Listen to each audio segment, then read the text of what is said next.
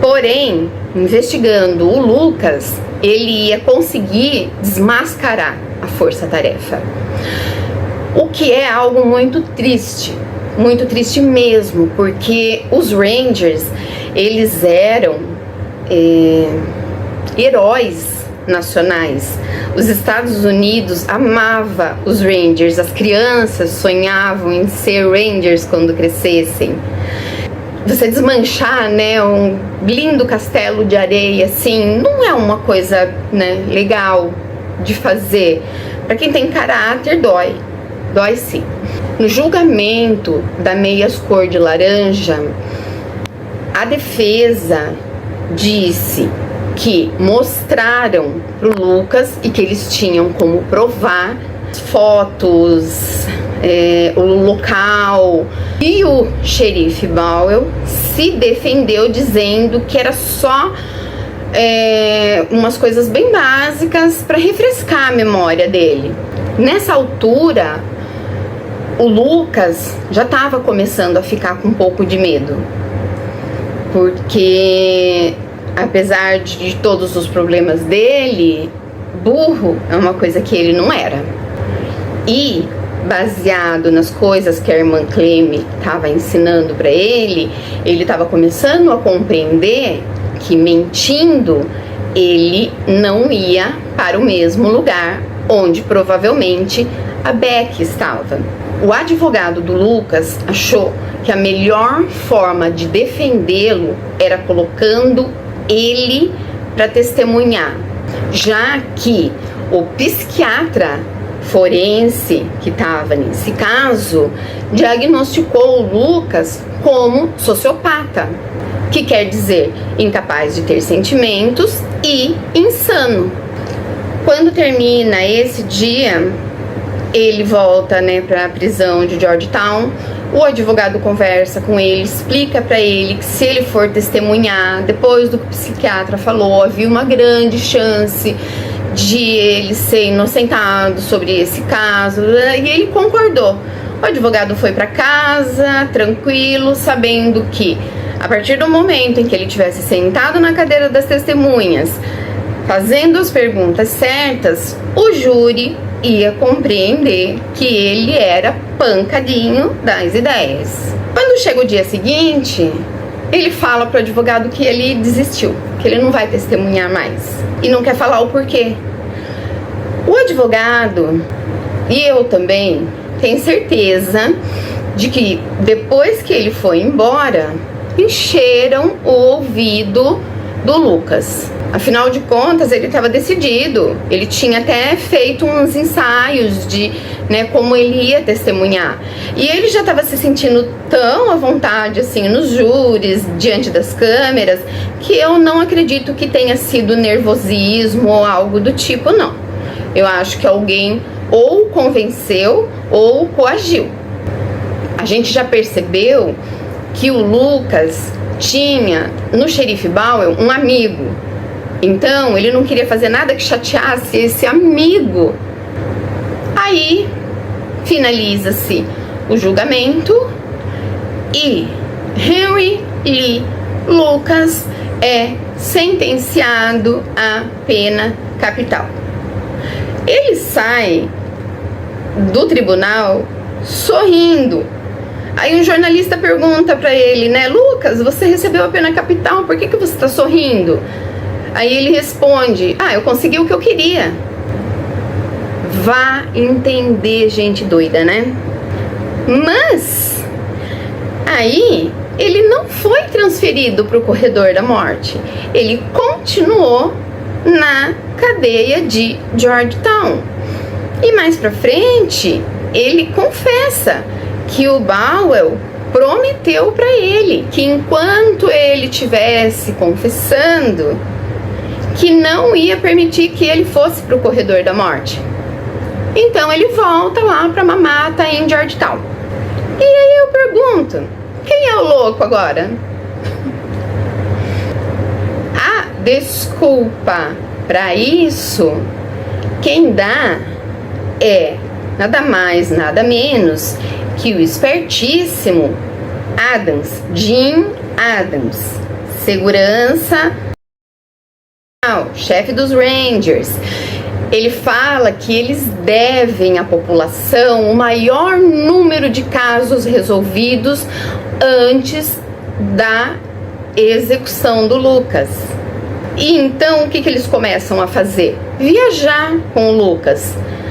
Ele nunca tinha colocado os pés num avião, num helicóptero. Até aí eu não achei absurdo nenhum, porque eu também não. Enfim, ele começa a viajar de avião, de helicóptero, indo até as cidades. Daí, ao invés, né, dos investigadores irem até Georgetown, levavam o Lucas.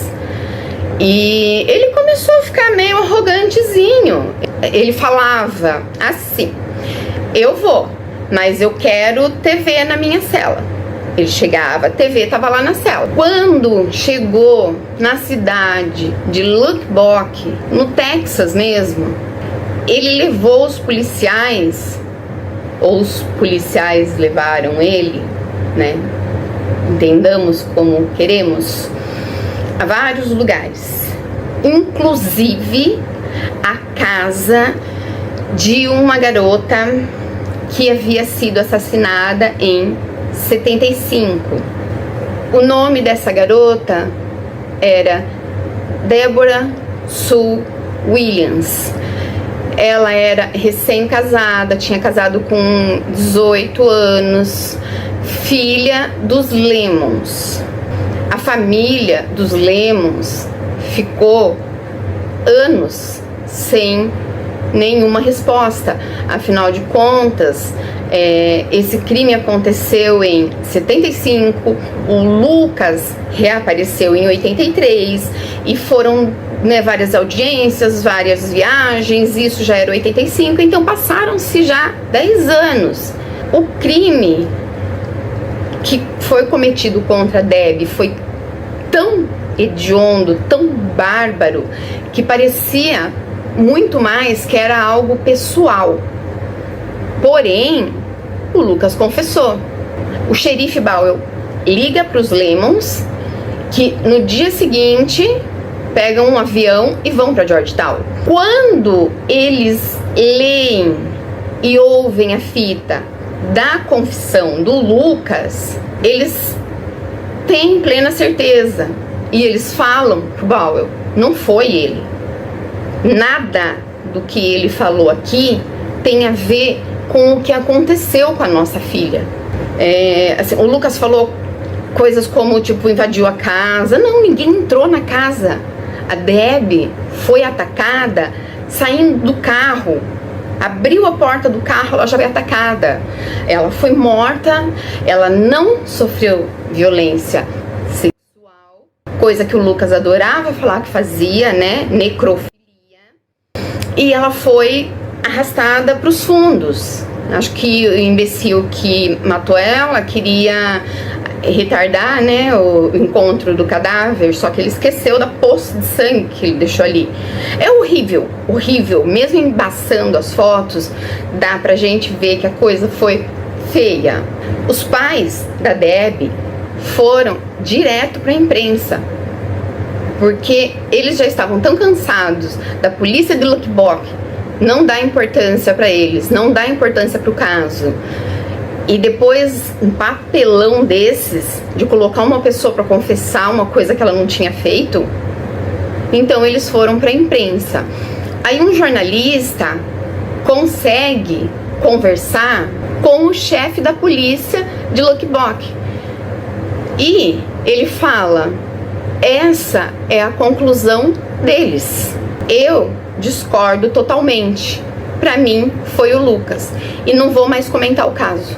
Então, o que os Lemons resolvem fazer? A sua própria investigação. E eles passam meses investigando, até que o Ainsworth fica sabendo da história e decide ajudá-los. O Ainsworth vai junto com os Lemons até a Flórida, e o que eles descobrem? Que 2 dias antes do assassinato de Deb, o Lucas tinha sido liberado da penitenciária. Lembra que eu falei que ele ficou na ala psiquiátrica por assassinato mãe. Então, 2 dias antes da morte da Deb, ele estava saindo. Só que ele foi de ônibus até a cidade onde ele morava, né? Da rodoviária, ele telefonou para a irmã dele ir buscar ele na rodoviária. E a irmã foi buscar e ele ficou na casa da irmã. E esse crime aconteceu a mais de 2.000 quilômetros. Eles conversaram com muita gente, soube, digamos assim, né, do crime. Nem em Lockbox, nem na cidade onde morava a meia-irmã do Lucas, nunca apareceu nenhum detetive, nenhum ranger, ninguém para fazer nenhuma investigação. Aí os Lemons, junto com o Ensworth, volta, né, com todas essas provas nas mãos e vão conversar com o Bob Prince, que não dá a menor atenção a eles e fala que eles que levem aquilo para a polícia de Lockbox. Aí a mídia já estava envolvida e um jornalista questiona o Bob Prince. Fala, poxa, eles passaram anos, né, esperando, aguardando por um desfecho da morte da filha, né? Você não vai nem considerar as provas que eles conseguiram, porque realmente tá bastante contraditório. Aí nessa hora, o que o Bob Prince, um ranger, responde pro jornalista me fez sentir nojo. Ele responde que isso não interessa para ele. E isso tem no documentário gravado. O Ensworth não era de desistir. Na verdade, eu acho que todo jornalista investigativo, ele nasce com esse instinto e ele não larga o osso enquanto ele não resolve. O que ele faz? Ele procura o maior jornal de Dallas, o Dallas Times Herald. E em pouco tempo de conversa com os diretores, eles designam o melhor jornalista deles para acompanhar o Ensworth nessa busca, nessa investigação. O Jim Henderson. Ele fala que não gosta de assuntos criminalistas. Só que o problema é que o danado nasceu com o dom. Ele fala que não vê nada de interessante em bandido. E eu compreendo ele. Inclusive quando eu vejo nos jornais falando os bandidos estão ousados, eu acho assim que se você encher demais a bola deles, eles vão ficar se achando. Então não se deve mesmo fazer isso. Bandido tem que ser tratado como lixo, porque bandido, e pelo menos o lixo tem alguma função, né? Alimenta alguns animais, aduba a terra. Bandido tem que tipo de função? Nenhuma. Serve para absolutamente nada. Então até o lixo é melhor que eles. Mas, apesar de dizer que não gosta dessa área, é o trabalho dele e ele topa conversar um pouquinho com Ensworth. A conversa começa com ele dizendo que com aquilo que ele tem em mãos, ele consegue provar que entre 15 e 20 casos desses que foram supostamente resolvidos, né, na verdade foram arquivados, que o Lucas não teve nada a ver. E essa reunião entre eles dura bastante tempo. O Henderson, olhando aquela papelada toda que o Ensworth tinha, né, acumulado junto com os Lemons, vai olhando, vão conversando e em poucas horas eles descobrem que com aquela documentação eles podem provar muito mais do que 20 casos. Conversando com a meia-irmã do Lucas e com todas essas provas, né, dele ter estado lá na Flórida, na cidade que eu não lembro o nome, já provam que o Lucas não era esse nômade, esse cigano que pintaram, não. Que ele tinha residência fixa. Ele gostava de contar, né, essa história, de que ele era muito viajado. Mas não era, não. Aí a investigação dos jornalistas já passa a ser bem séria e eles conseguem ter acesso aos arquivos da Força Tarefa. Porque é o seguinte, nem todos os Rangers eram corruptos. Nem todos os policiais são corruptos. E aí, de acordo com a ordem cronológica, né, das coisas, dos crimes, das confissões, eles vão poder separar o trigo do joio. Gente, é ridículo e ao mesmo tempo chocante você ver, né, os dois chefes da Força Tarefa mostrando no mapa, né, eles têm um mapa dos Estados Unidos, aí eles vão, né, com um alfinete, colocam as cidades aonde o Lucas supostamente cometeu crimes, depois aquele barbantinho vermelho. Cara, eles se envolveram na própria teia porque aquilo não tinha a menor lógica. Era assim: o Lucas matou aqui nessa cidade tal dia, aí ele viajou 2.800 quilômetros e matou lá não sei na onde. Aí em menos de 2 dias ele voltou para a cidade vizinha daqui e matou de novo. Tipo assim, o cara tinha o poder de se teletransportar. Era a única maneira dele ter cometido aquele monte de crime que tava lá no mapa. Inclusive, o jornalista, o Henderson, que começou a trabalhar com o Ainsworth, fala que para ele cometer todos aqueles crimes, só se ele viajasse montado num míssil. Os dois conversando, eles se perguntaram, é uma coisa tão óbvia que não é possível que o Bowell e o Prince não tenham enxergado isso. E para todo mundo que estava investigando e tentando abrir os olhos da Força Tarefa, era uma coisa tão óbvia que eles não conseguiam entender por que eles continuavam insistindo naquilo. Mas daqui a pouquinho vocês vão compreender, porque quem tem as costas largas, né, a gente fica assim mais sossegadinho mesmo. Só que uma hora a casa cai. O Enish viajava muito, né, principalmente com um caso tão grande como esse.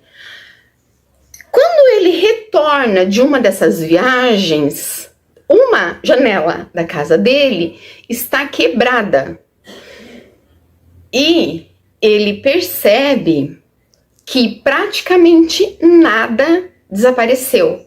Somente as fitas das entrevistas que ele gravava com o Lucas. E ele não conta para praticamente ninguém sobre isso que aconteceu. Ele fala que só para uns 2, 3 amigos assim muito chegados que não tinham nenhum envolvimento com a polícia. Mesmo conhecendo todos os policiais ali de Dallas, ele sabia que a força policial era muito unida. Então não adiantava nada ele fazer, né, um boletim de ocorrência do acontecido, porque ia acabar dando em nada. Então era melhor que ele investigasse por conta própria.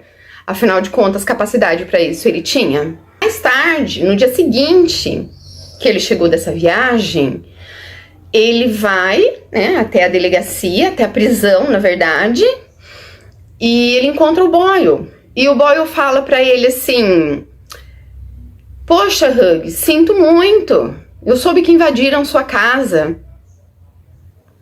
Na hora, acende uma coisinha nele, porque ele não falou para ninguém como o Boyle estava sabendo disso.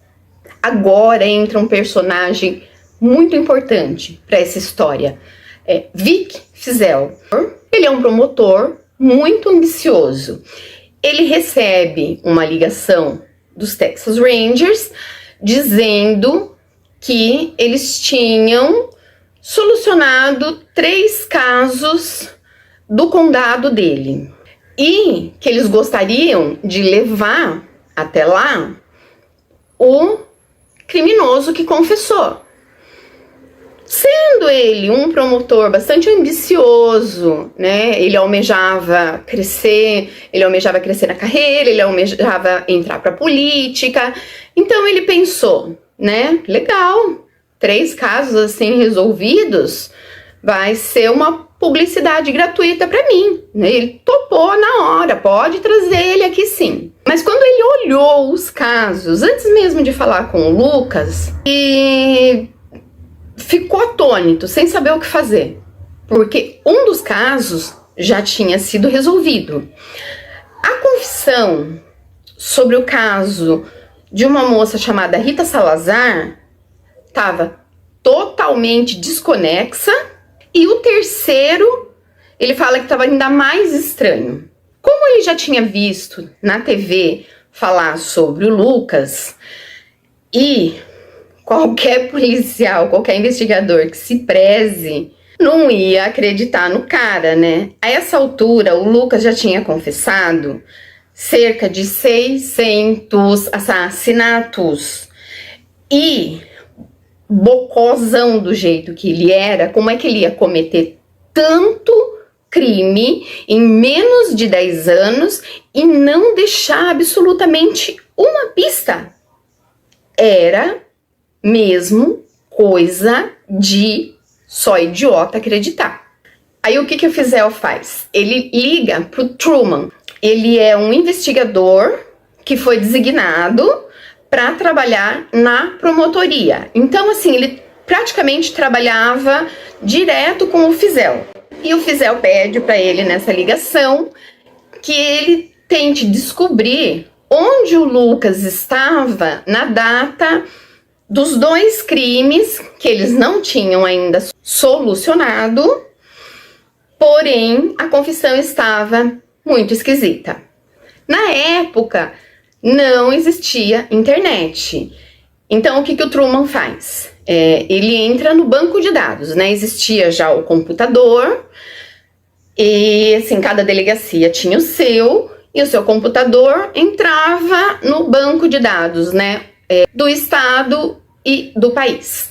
Ele entrou e descobriu onde o Lucas estava nas datas dos crimes. E ele estava extremamente longe. Descobriu como? Da mesma maneira que os jornalistas, que os Lemons. No dia seguinte,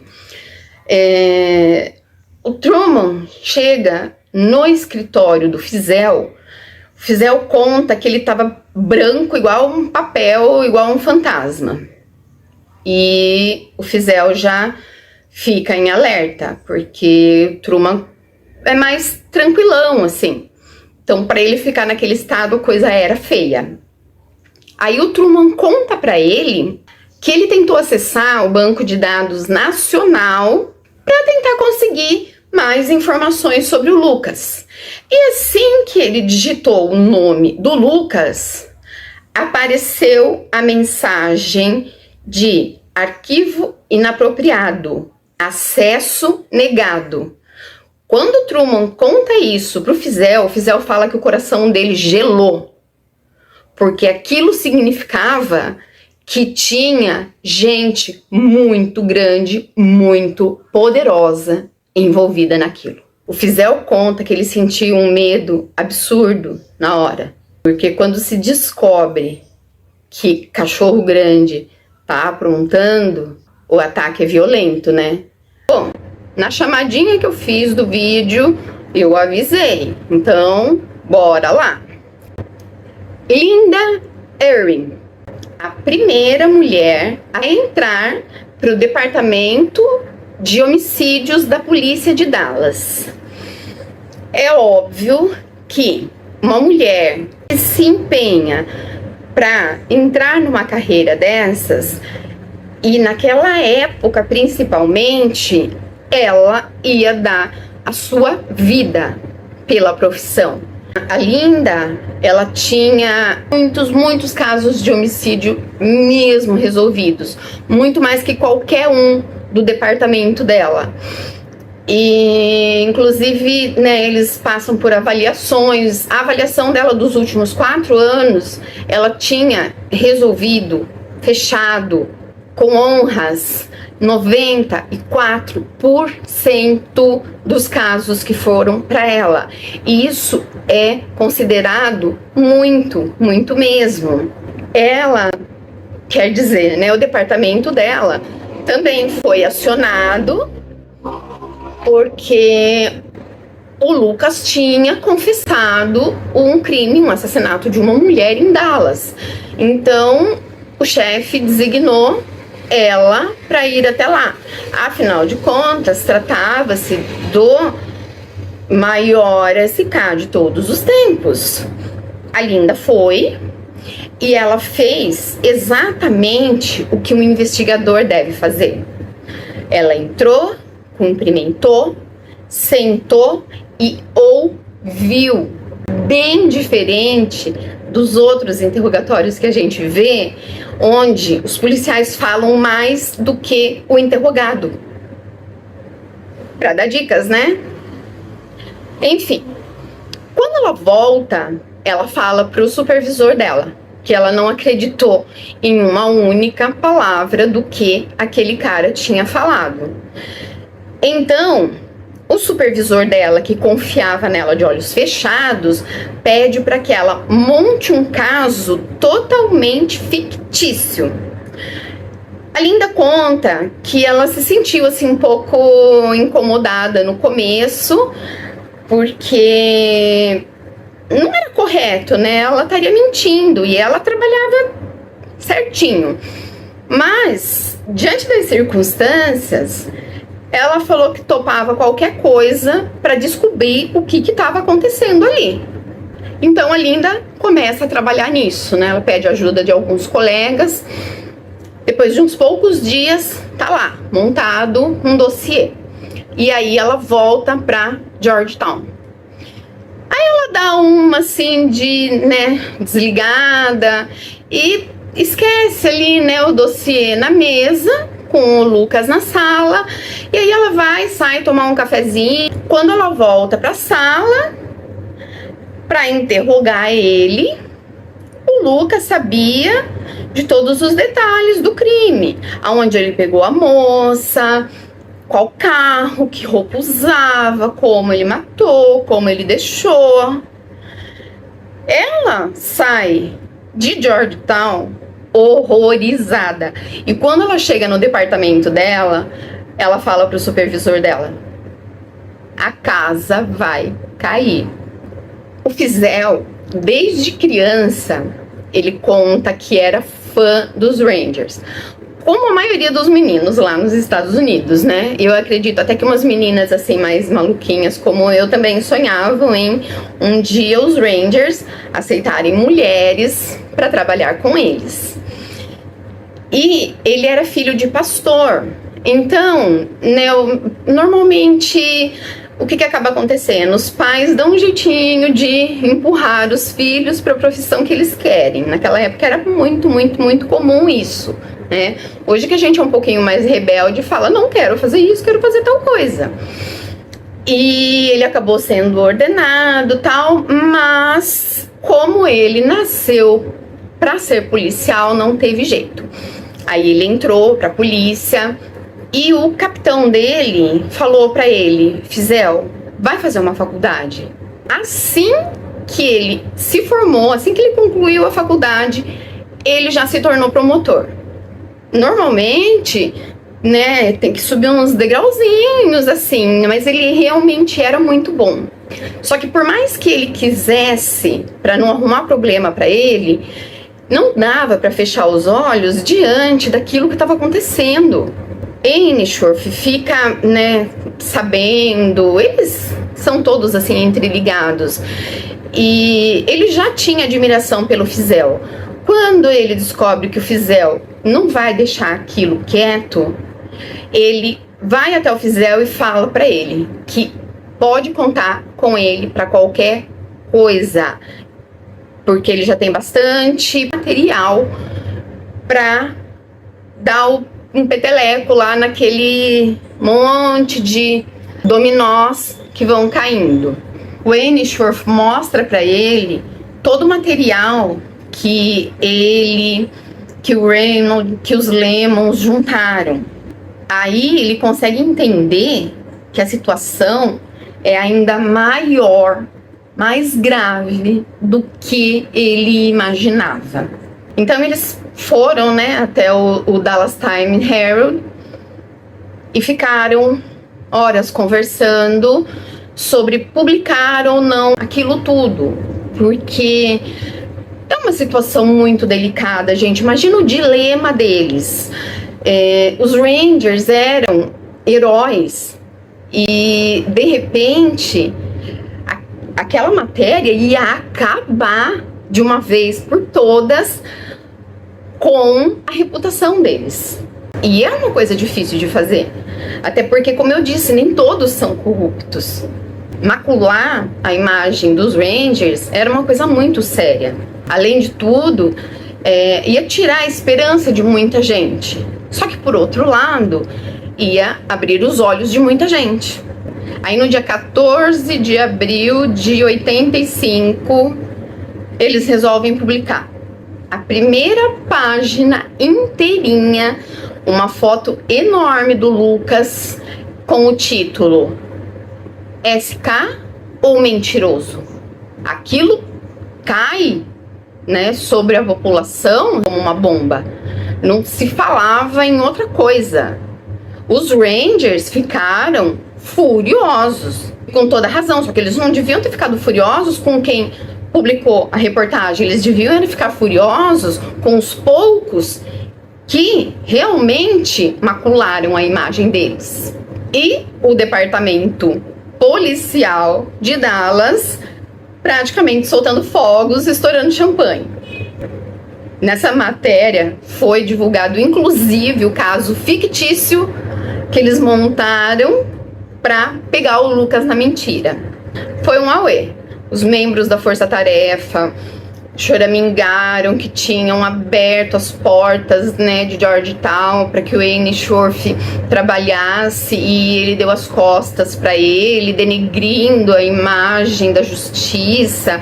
O coronel Adams deu uma declaração dizendo que não havia nada de concreto que desvalidasse os casos resolvidos por eles. A gente ouve falar que um bom mentiroso é aquele que acredita na própria mentira. E com a arrogância que o Jim Adams tinha, finalizou, terminou de falar, saiu de cabeça erguida. Mesmo, né, eu não preciso repetir aqui, diante de todas as provas que tinha contra a Força Tarefa.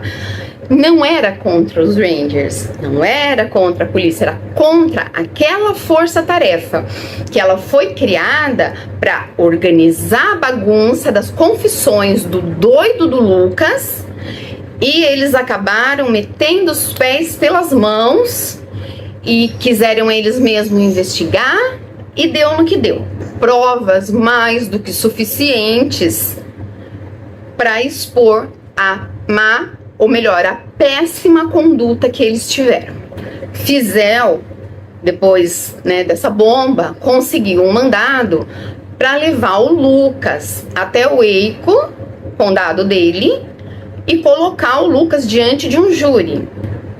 Bowell e o Prince foram choramingar para a irmã Clem, talvez na esperança de que ela convencesse o Lucas a não ir. Porém, ele tinha um mandado, o Lucas ia, de um jeito ou de outro, arrastado, virado no avesso, ele tinha que ir. E nesse ponto a gente percebe que a irmã Clem, ela já está começando a entender um pouquinho do que está acontecendo. Inclusive ela conta que o Bowell fala que o Vic Fizel ia desejar nunca ter ouvido falar de Lucas. Fizel estava quieto na dele. Foram eles que ligaram para ele para falar que tinha a resolução de 3 casos do condado dele. E também tá claríssimo que isso é uma ameaça. O Bob Prince fala que o Fizel nunca gostou dos Rangers e que fez tudo isso para desmoralizar a imagem deles. Mas quem fez tudo isso foram eles próprios, né? Não precisou da ajuda de ninguém mais.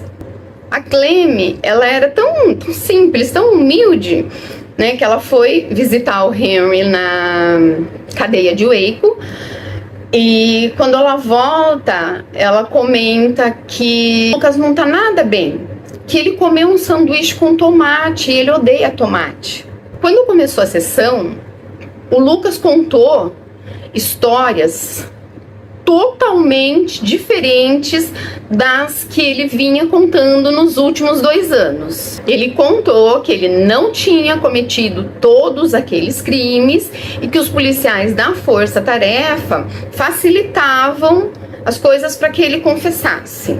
Contou, inclusive, que eles mostravam para ele os inquéritos. Aí nessa sessão perguntaram o que fez ele mudar de ideia e agora contar uma outra história. E ele fala que ele percebeu que estava magoando muitas pessoas e que confessar os crimes que ele não tinha cometido, ele deixava os verdadeiros bandidos soltos para cometerem crime. Nossa, quanta esperteza, né? Um membro do júri respondeu para um jornalista quando foi questionado se ele acreditava no depoimento do Lucas. E ele fala para o jornalista: pergunte a Deus Nosso Senhor. Errado não tá, né? A gente pode ver nas gravações que o Bauer prometeu pro Lucas, que era um bobão, que ele ganharia um milkshake de morango para cada caso resolvido por ele. Vai falar um negócio desse para uma pessoa com sérios problemas como o Lucas tinha, né? Na infância, o pobrezinho nunca deve ter visto nem açúcar, dirá um milkshake. Tanto que a gente percebe no início, em 83, da história que vai até 2001, o tanto que ele engorda. Tinha dó, né? Depois, né, da bomba, várias cidades, condados, falaram para TV que iam reabrir aqueles casos porque não confiavam mais na Força Tarefa. Gente, foram tantos julgamentos, tantos júris, tantos grandes júris que a gente perde a conta. E quando a Força Tarefa testemunhava, eles diziam que mantinham a história deles e que se o Lucas tinha mentido, que não era culpa deles. Ah, não era culpa deles. Era culpa de quem, então? Culpa de quem estimulava um maluco a confessar. Quem é que fazia isso, né? Mas a guerra foi realmente declarada quando o Fizel testemunhou no grande júri, dizendo que acreditava que a força-tarefa do Lucas tinha, sim, agido inadequadamente. E ele foi bem gentil e generoso, né? Tudo bem que tinha câmeras lá. Dá pra perceber que o Fizel era, assim, um homem assim, íntegro. O Fizel, ele ainda afirma que nunca teve intenção de violar a força das irmandades policiais, mas que ele não podia compactuar com aquilo que estava acontecendo. Ele chegou a procurar o Adams, falou para ele que se ele desfizesse tudo aquilo, que consertassem aqueles erros lá na força-tarefa, que ele cairia fora e esqueceria. Sabe o que o Adams responde para ele? Que ele não está investigando a força-tarefa, não está investigando o Lucas, mas está investigando ele. E assim que o Fizel deixa o escritório do Adams, parece que de fato as coisas na vida dele começam a desmoronar. No canal 8 tinha um repórter, Charles Duncan, que era bastante conhecido. Ele tinha um programa dele mesmo na TV. Ele faz uma série com 11 episódios que dura 3 meses, acabando com a imagem do Fizel. Acusa ele de receber propina, de facilitar fianças, inclusive acusam ele de envolvimento com o narcotráfico. Tudo que aquele homem levou a vida inteira para construir, para conquistar em relação ao seu caráter, foi pelo ralo. Depois de um tempo, o grande júri autoriza o Bowell buscar o Lucas em Waco e levar de volta para Georgetown. Um agente que trabalhava diretamente com o Adams, mas não quis se identificar, conta que o Adams era um homem muito inteligente. Porém, a forma com que ele conta isso, dá pra gente entender que essa inteligência não era usada para o bem. Ele conta que o Adams já tinha perseguido espiões russos, falava japonês fluentemente e que foi ele quem ajudou a modernizar os Rangers, desde que ele entrou como secretário de Segurança Pública.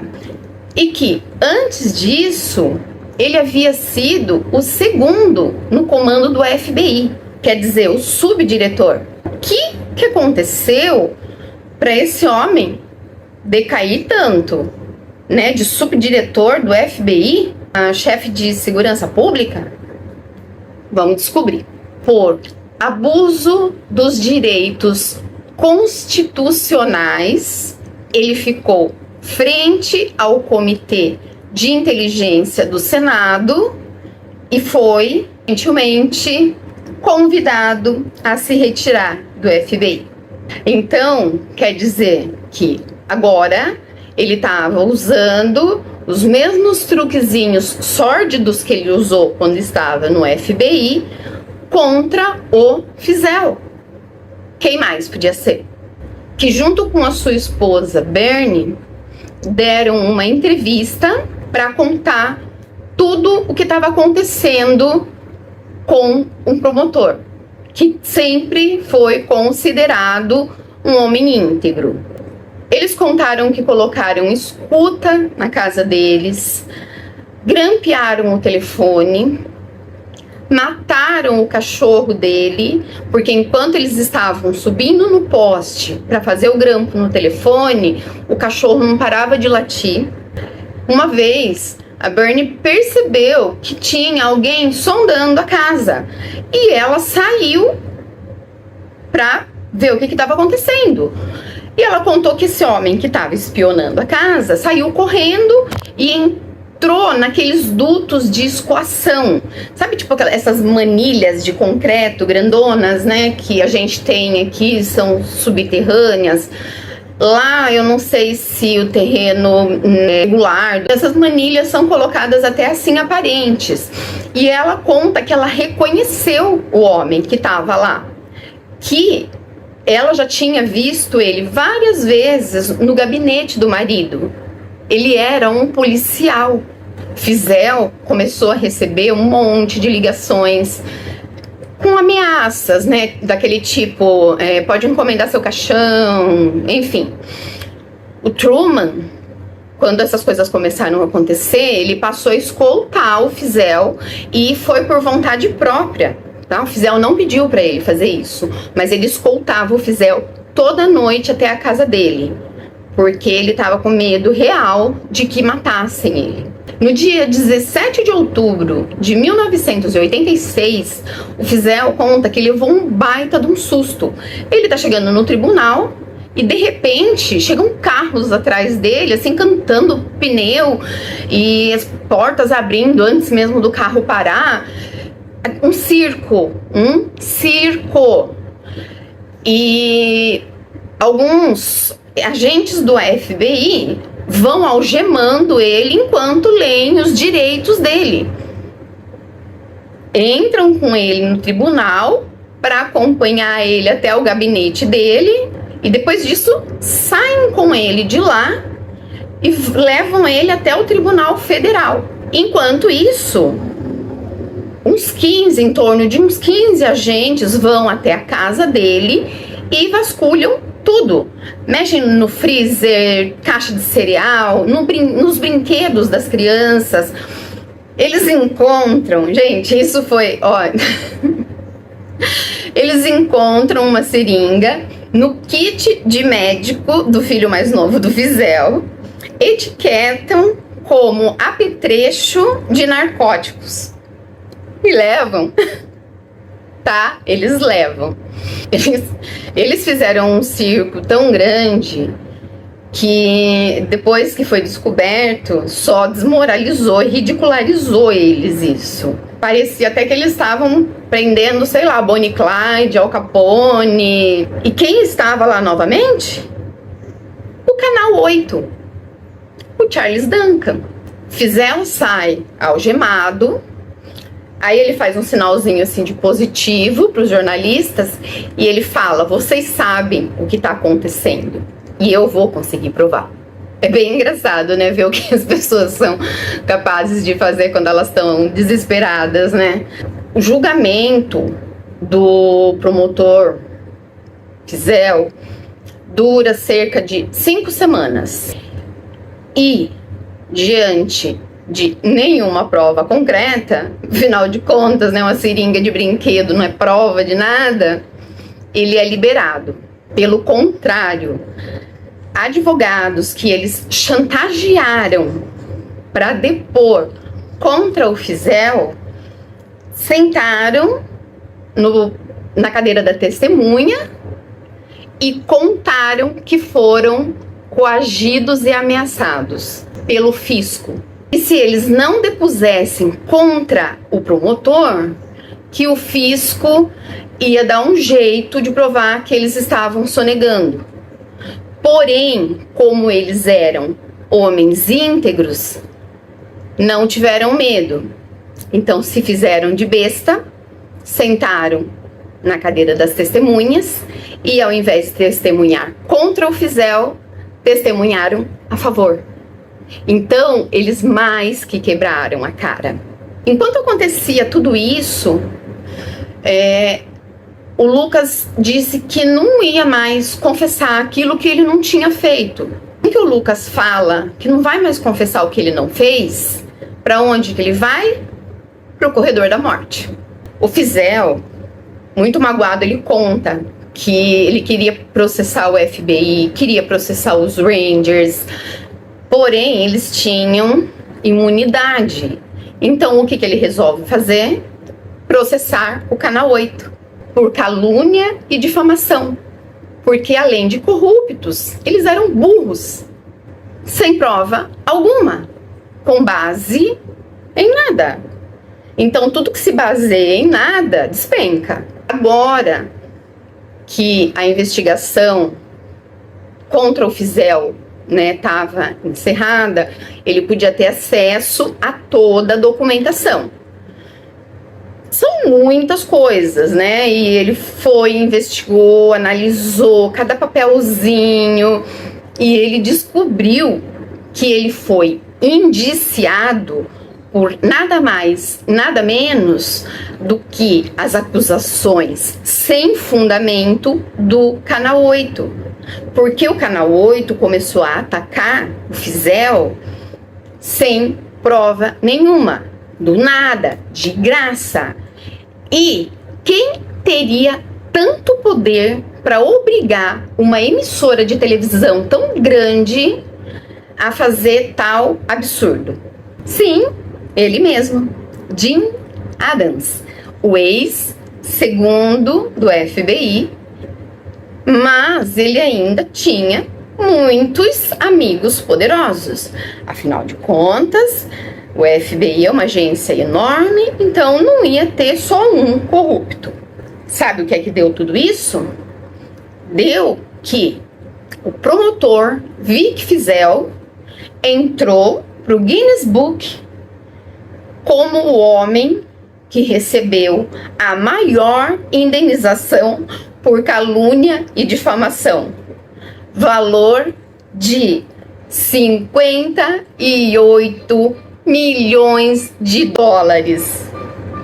Gente, vocês imaginam o que é isso? Em 85, 58 milhões de dólares. Meu Deus. Ai, a hora que eu vi essa parte, eu rolei de rir. Eu rolei, né? Quem será que pagou essa indenização? Acho que rolou uma vaquinha ali, né? Bom, a gente ri de algumas coisas, mas outras são muito tristes, né? O Adams, ele modernizou os Rangers, mas ele também desmoralizou os Rangers. Depois de tudo isso, o Fizel desistiu da carreira dele. Uma pena, porque é tão raro, né, homens íntegros dentro das autoridades, e infelizmente os Estados Unidos perdeu, e ele sofreu não só isso, né, de ter que desistir da carreira dele. Ele perdeu a esposa, o que eu achei bem triste mesmo, porque uma mulher que ama, vendo que é casada com um homem tão íntegro, ao invés de ficar do lado dele, de apoiar ele, os filhos sofriam na escola, né? Piadinhas, até que tudo fosse provado, até que a imagem dele fosse limpa. E para os pais, machucar os filhos dói mais. Aí depois de tudo isso que ele passou, o que ele resolve fazer? Aí ele deixa de ser promotor e ele vai advogar. Ele vai defender o Lucas. Não que o Lucas seja santo, porém, ele vai ser executado por um crime que não foi ele que cometeu, tentar, pelo menos, provar aqueles inquéritos que foram fechados como resolvidos, trazer eles de volta à tona para colocar quem de fato cometeu aquele crime na cadeia. E é isso o que o Fizel faz, ele dedica a vida dele a partir daí a fazer isso. A cada caso que o Fizel consegue ir provando que não foi o Lucas que cometeu, porque assim, era complicado de descobrir quem foi que cometeu, mas dava para provar que não foi o Lucas. Provando que não foi o Lucas, algumas cidades reabriram os casos e começaram a fazer a investigação. E muitos canalhas foram presos. E com isso, a execução do Lucas também ia sendo adiada.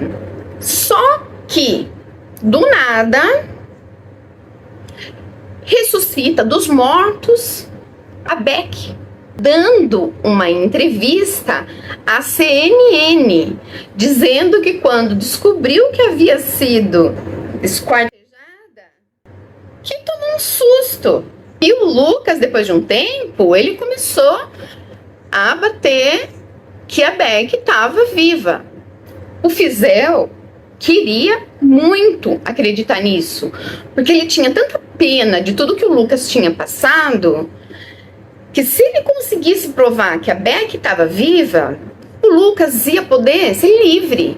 Só que ele não era bobo, ele sabia que ele tinha que fazer tudo com muito cuidado para não cometer o mesmo erro que a força-tarefa.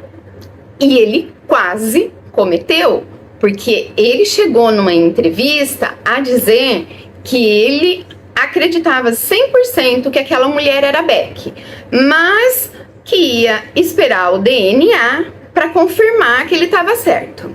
Ele já tinha encaminhado as amostras, porém, esse processo de exame de DNA estava começando, então era algo muito demorado.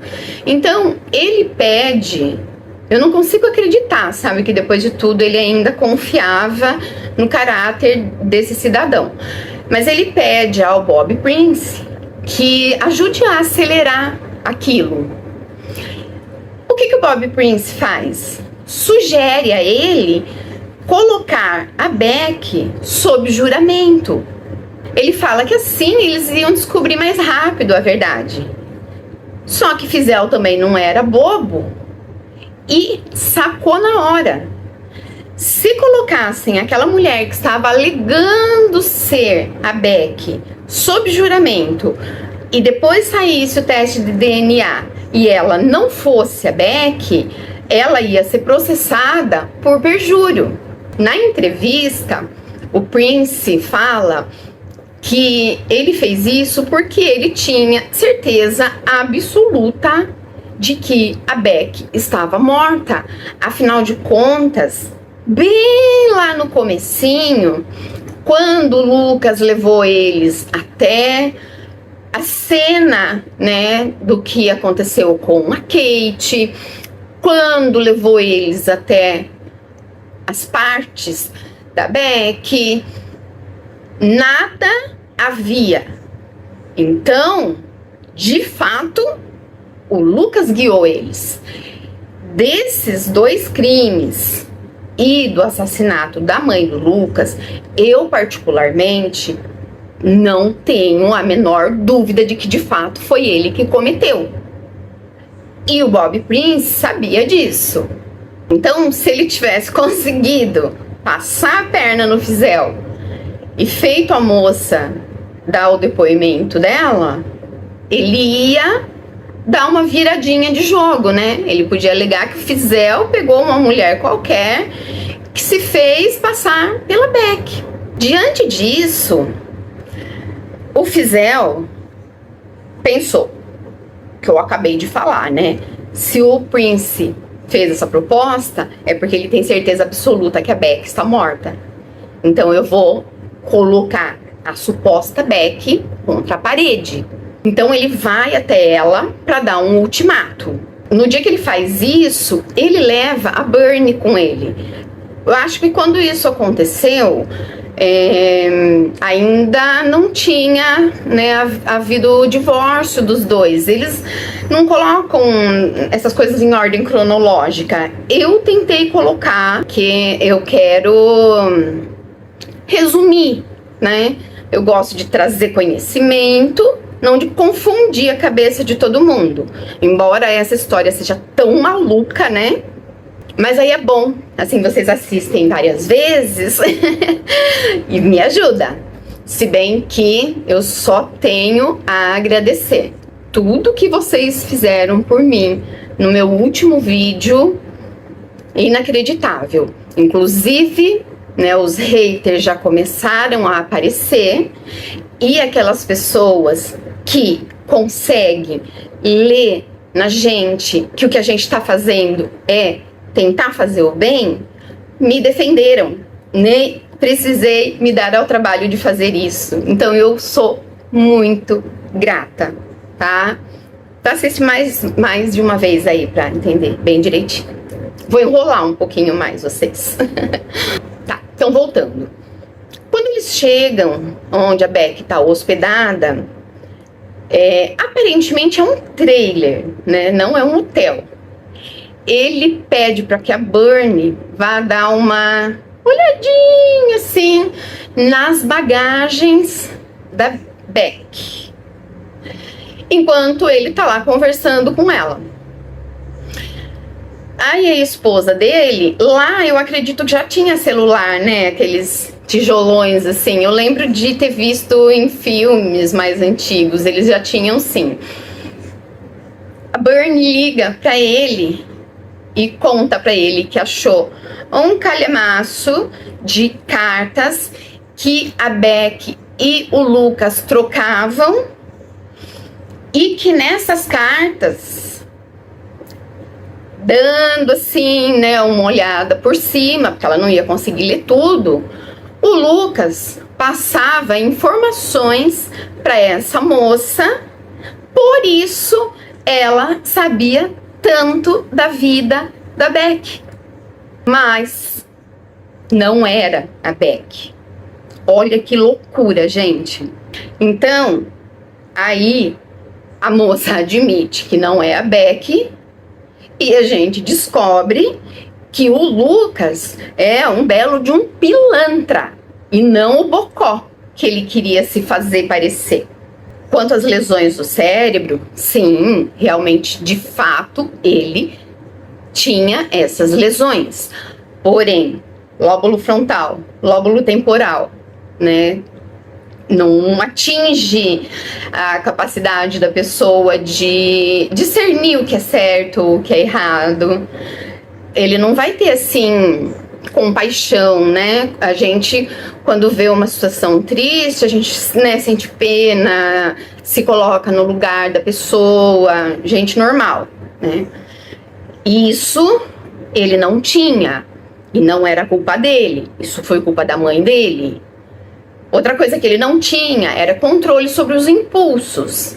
Às vezes falam coisas pra gente, fazem coisas pra gente, que a vontade que a gente tem é de dar um tiro na cara da pessoa, né? Só que o nosso lóbulo temporal tá lá bonitinho, intacto, não levou uma paulada, então a gente se segura. Isso ele não consegue. Agora, articular uma mentira dessas com essa moça, isso é coisa de pilantra. A moça, gente, me perdoe, mas ela é uma dessas doidas que se interessa por criminosos, que manda carta para eles, que vão visitar eles, que às vezes fazem até visita íntima. Bom, vocês bem sabem, né? Aqui no Brasil, a gente tem o maníaco do parque, que é o recordista de cartas de amor, depois de toda a barbaridade que ele fez com um monte de mulher. Então eu vou chamar essas mulheres do quê? De doida mesmo. Quando questionado, o Lucas continua teimando que ela é a Bexy. E ele articulou isso tão bem articulado, nossa, né? Que o que ele fazia? Ele colocava um pouquinho de informação em cada carta, para que ninguém percebesse, né? Só que aí a gente uma hora vê que ele é esperto, uma hora a gente vê que ele é burro, né? Será que ele não sabe que iam colocar uma equipe enorme de pessoas para analisar aquelas cartas ali e conseguir montar um quebra-cabeça? Demorou um pouquinho? Demorou, mas foi descoberto que ele passou todas as dicas para ela. Uma pessoa como Henry Lee Lucas, ela é uma pessoa extremamente complicada. Ele conseguiu dar a volta em profissionais da área da psicologia, da psiquiatria. Ele fingiu, né, vamos dizer assim, episódios de esquizofrenia e de confabulação. Esquizofrenia, eu acredito que muitas pessoas, né, já devam ter ouvido falar. É o termo médico usado para loucura. E ele não era louco, gente. Louco não articula as coisas como ele articulou essa história. Então, de vez em quando ele tinha lá uns surtos de loucura para enganar os psicólogos, os psiquiatras que avaliavam ele. Confabulação são episódios assim que a pessoa tem um lapso de memória e o cérebro dela cria uma fábula para preencher aquela lacuna, né? Aquele espaço de tempo em que ela não lembra aquilo que aconteceu. O que para mim também é a maior cascata. Eu duvido que o Lucas sofria tanto de esquizofrenia quanto de confabulação. O que ele era é um mentiroso patológico. Isso ele era mesmo. Porque mesmo que ele fizesse com boa intenção, se ele conversasse comigo, ele ia falar o que eu queria ouvir. Sem contar a capacidade que ele tinha de ler a pessoa, né? Se ele conversasse com uma outra pessoa, ele ia conseguir ler nela o que ela queria ouvir, ia falar pra ela o que ela queria ouvir. Ele não conseguia controlar. Ele mentia. Era compulsivo. Então isso é patologia mesmo. Tanto que em uma das entrevistas, um repórter pergunta pra ele, né, quando descobrem esse lance aí da falsa Beck, se ele se considera um mentiroso patológico. Aí ele ri e fala que sim. Aí ele faz uma piadinha, ou não. Mas eu acredito que ele possa, sim, ter desenvolvido esse caráter por causa das lesões no cérebro. Por que eu acredito nisso? Como ele perdeu essas duas capacidades, que são de se colocar no lugar do outro, não conter os impulsos, ele fazia o que fosse necessário para a sobrevivência dele. Porque a partir da lesão, a única pessoa com quem ele se importava era com ele. Portanto, né, cada um vai ter a sua opinião. Quero também saber, pode pôr aqui pra mim, mas põe com gentileza, gente. Não precisa, não tem necessidade de grosseria. E, enfim, né? Eu já vi isso em muitos canais, conforme vai crescendo. Algumas pessoas, né, ou invejosas ou desocupadas, fazem questão de tentar derrubar a gente. Eu simplesmente não vou mais perder meu tempo respondendo. Então, se quiser responder mal, responda, tá? Mas eu tenho certeza de que, como no outro, a maioria vai ser legal comigo. Então, eu acredito mesmo que pior que ele, claro, né? Existem muitos bandidos. Eu tô falando assim dessa historiazinha aqui. Foi a mãe dele. Foi a mãe dele, sim. A mãe dele destruiu o emocional dele. E com a paulada que ela deu na cabeça dele, ela tirou dele qualquer capacidade de ser um ser humano. Henry Lee Lucas faleceu dia 12 de maio de 2001 de causas naturais, problemas cardíacos, acho que de tanto milkshake. Fizel conta que recebeu uma ligação, né, notificando o falecimento dele e convidando ele para o funeral. Acontece que depois de tudo que o Fizel fez, depois de tudo que o Fizel passou, ele desmascarou a força-tarefa, ele abandonou tudo que ele tinha vontade de fazer para defender o Lucas, e ele ainda me inventa essa mentira da Beck. Aí o Fizel disse o seguinte, que não ia se dar ao trabalho de sair da casa dele com aquele frio para ir num funeral de uma pessoa que não teve a menor consideração por ele. Salva de palmas para ele. Até porque tudo que ele podia fazer em vida para aquele homem, ele fez. E não recebeu o devido valor. O DNA estava se desenvolvendo num trem-bala. Essa força-tarefa, enquanto ela durou, houveram, claro, muitos absurdos. Mas, para mim, um dos mais esdrúxulos absurdos foi, em Little Rock, uma balconista de uma conveniência, né? São as lojinhas de postos de gasolina. Ela foi morta a tiros e o caixa foi esvaziado. As investigações foram feitas e levaram ao filho de um policial. Isso foi em 1981.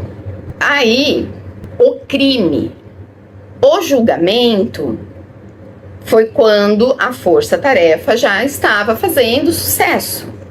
O que acontece? Eles ligam para o xerife Bowell e perguntam perguntam se ele pode ajudar. Contam que o filho de um policial está sendo condenado se ele não consegue fazer com que o Lucas assuma a responsabilidade sobre aquele crime. Eles conseguem, sem dificuldade nenhuma, convencer o Lucas a confessar mais um crime que ele não cometeu e deixar mais um sociopata livre.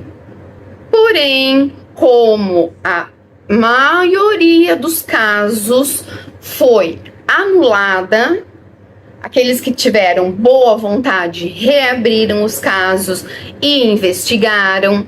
Muitos agentes que acabaram se empolgando, se deslumbrando com aquilo, ficando felizes por casos terem sido fechados, eles tiveram a integridade de anular e investigar do zero. O detetive Ted King, ele falou muito pouco nesse documentário. Eu já tinha bastante respeito por ele e depois do que ele falou, eu passei a respeitar ainda mais. Talvez porque ele pense como eu. Ele disse o seguinte: alguns policiais, principalmente mais antigamente, eles tinham uma mentalidade muito arcaica, muito machista, muito machona, e eles acreditavam que admitir um erro era uma fraqueza. Então, mesmo que eles descobrissem que eles tinham cometido um erro, se eles tentassem corrigir aquilo, eles iam fazer da maneira mais discreta possível, não iam se desculpar com ninguém, como se eles fossem perfeitos. E nenhum de nós é. Erros todos nós cometemos. É claro que existem umas pessoas sem vergonhas que usam isso como desculpa para sair aprontando e depois falar: eu sou humano, né? Só que tudo tem limite. E esse tipo de situação dentro da polícia, na justiça, é extremamente grave. Eu acho que eu já falei umas 3 ou 4 vezes isso no vídeo. Se você prende um inocente, você deixa um bandido na rua para cometer mais crimes. Então, um negócio assim muito grande. É um erro que você tem que admitir, tem que corrigir. Coisa que ainda acontece. Porém, no passado acontecia muito mais. No fim desse vídeo, eu vou deixar, né, em algum lugar aqui num card para vocês conhecerem, né, ou se vocês já conhecem, para dar uma revisada, no caso dos irmãos Naves. Não é? Gente, vejam essa história, a proporção que isso tomou. Começou com uma mentirinha, mais uma mentirinha, de repente, e virou uma imensa avalanche que causou muito dano. Eu falei para vocês que eu ia falar da força-tarefa, que eu não ia focar nas vítimas, mas que se vocês quisessem, né, ter um pouco mais de acesso a isso, para vocês assistirem na Netflix, Assassino Confesso. Gente, a dor que foi causada nas famílias das vítimas que passaram anos esperando uma resolução, recebem uma resolução e depois descobrem que tudo não passou de uma mentira e que o inferno deles ia começar de novo. Não preciso nem falar o sofrimento deles. E eu acredito de verdade que eles tenham dado início a essa força-tarefa com boas intenções. Porém, a coisa foi crescendo, a publicidade foi aparecendo e eles acabaram se deslumbrando com aquilo e meteram os pés pelas mãos. No meio do caminho, eles viram, sim, os absurdos que eles estavam cometendo. Porém, talvez eles tenham achado que já fosse tarde demais para corrigir. né? Foi o que eu disse sobre os machões que não querem admitir que erram. Afinal de contas, eles têm que passar a imagem de perfeito. E perfeito, só um que andou sobre essa terra. Mas, infelizmente, até hoje, para algumas pessoas, a aparência importa mais do que o caráter, do que a verdade. A pessoa, ela quer tanto parecer que ela é perfeita, que ela não erra, e ela não baixa a guarda nunca. Bom, pessoal, já falei demais, né? Chega por aqui. Tudo de melhor para vocês. E mais uma vez, muitíssimo obrigada. I've killed them in every way there is except poison. There's been strangulations, there's been knifings, there's been